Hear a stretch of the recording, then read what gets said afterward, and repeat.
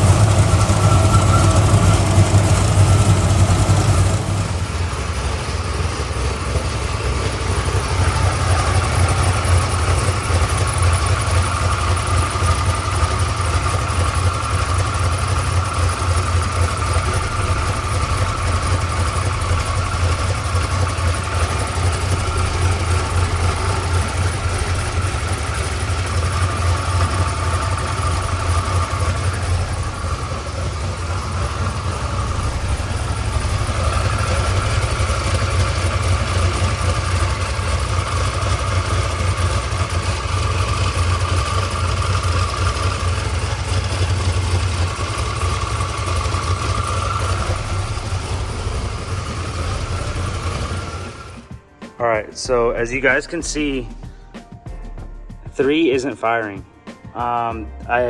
Justus had mentioned to me the other day that it just didn't sound different. It didn't sound right when he was starting it the last few times. So I forgot to mention that one of the last times that I had it running, I always started checking with my heat gun, as I do on most stuff, that that cylinder wasn't firing. So what I'm gonna try first, so what I did, I already did it like I said, yesterday.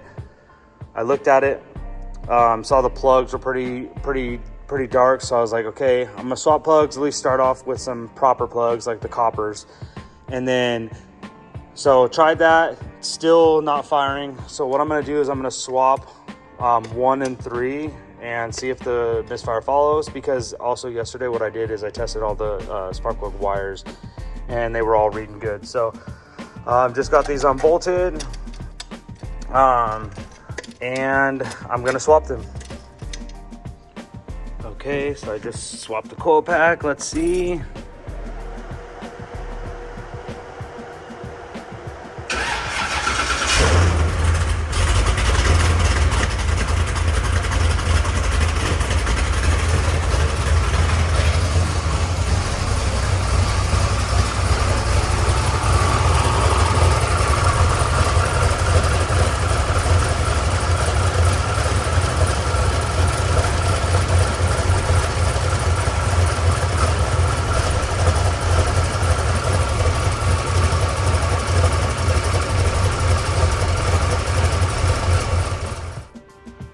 So as you can see, I got all the wiring stuff out, all the wiring for the coil packs, the information that I needed, some harness, the Holly pin out. So I just tested the coil pack sub harness and it's testing good. So I just had to get the car down off the lift and push back a little bit so I can get the door open.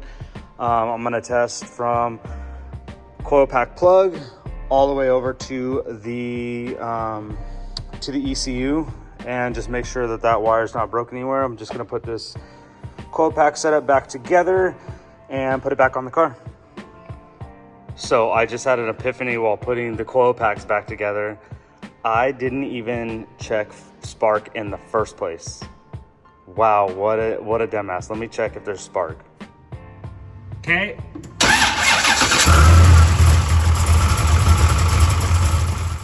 As you can see, I spent a long time going in the wrong direction. Now I'm gonna check the injectors. Let's see if the injector has a pulse.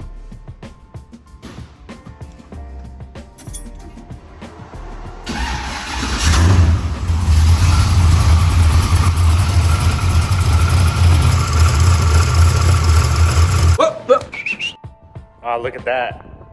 Injector number 3 isn't firing. Let me check injector 1 just to make sure.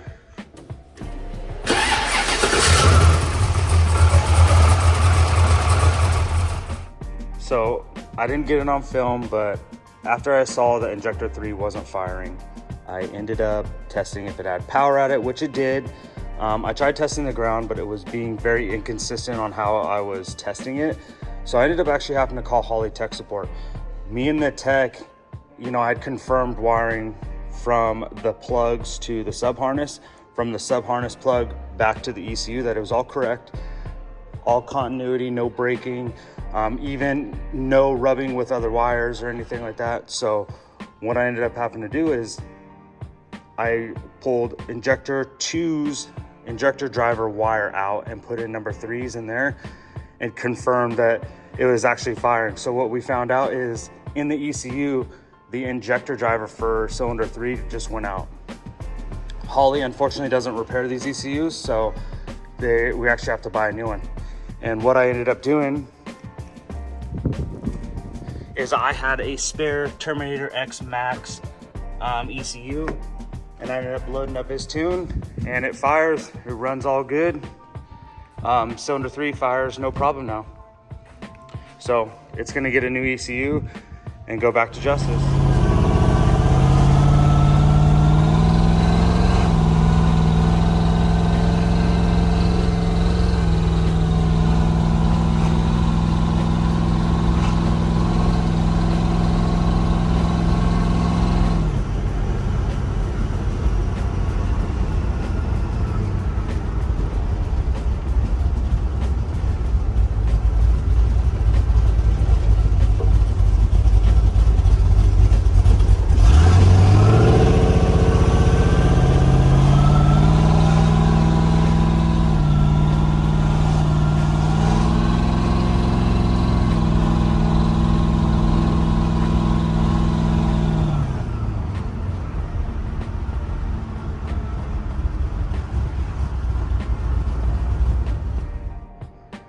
So as you can see, we got it on the Dynacom hub dynos today.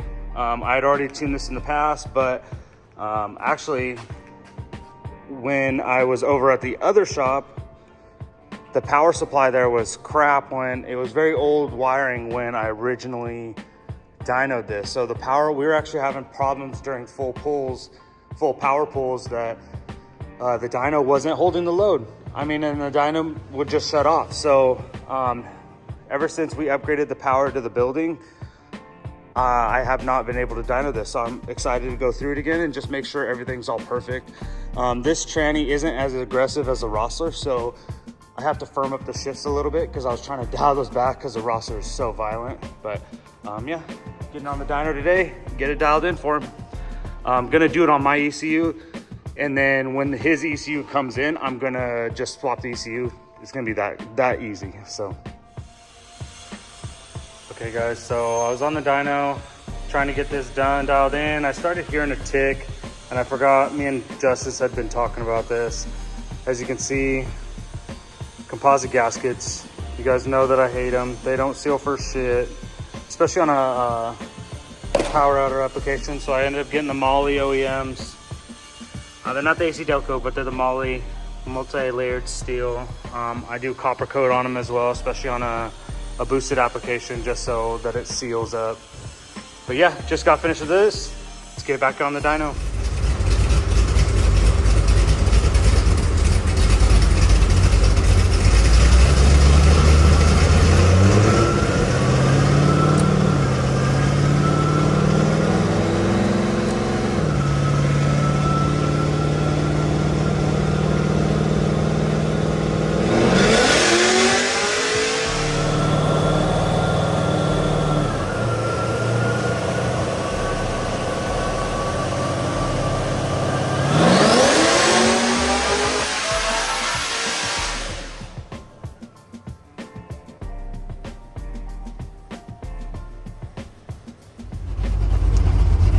So I just took it off the dyno, got it hooked up, been making some changes for the drive, for the actual like on-road behavior of the car. But we're out here, out in Mexico. Felt like doing a rip.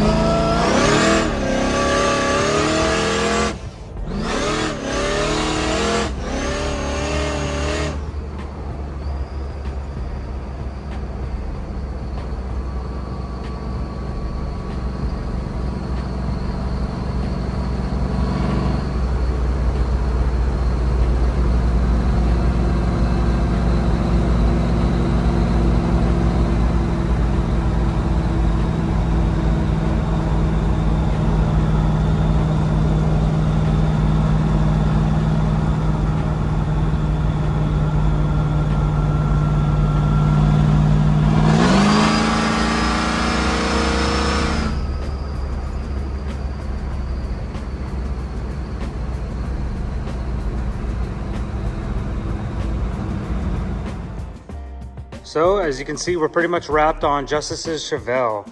So it made 700 horsepower with a little over 700 foot-pounds of torque. This thing's a beast. As you can see, it was really sketchy out there on the road. This thing just spins, you know, it just, no traction. But it is so much fun. I'm thankful he brought it by so I could get it dialed in for him. The only thing that I'm going to do more that I'm not going to show on the video is I'm adding a fuel gauge. So he has a fuel cell back there, but he doesn't have it into the Holly. So I'm going to put a fuel level little pin on his little 7-inch screen so he actually knows how much fuel he has. So I appreciate y'all watching. Like and subscribe. Thank you.